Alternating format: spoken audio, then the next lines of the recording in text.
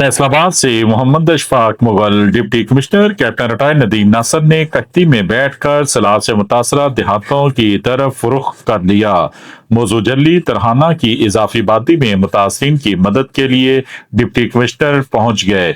बस्ती सदरू, बस्ती बंडा 53/5 मौजू अबू वहनी वाल समेत मामू कांजन जाकर मुतासरीन सैलाब से मुलाकात की।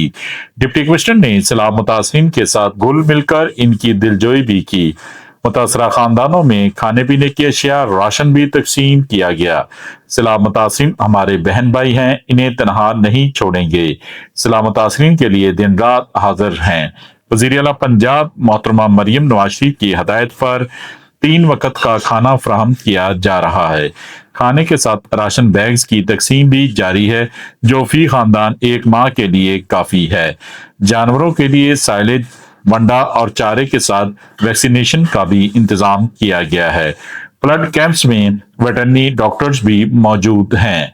सैलाब मुतासरीन को बेजारो मददगार नहीं छोड़ेंगे। Deputy commissioner captain retired Nadeem Nasir ने वाज़ेह पैगाम जारी कर दिया। देखते रहिए GS न्यूज। इस वीडियो को लाइक करें, हमारे चैनल को सब्सक्राइब कर बेल आइकन जरूर प्रेस करें।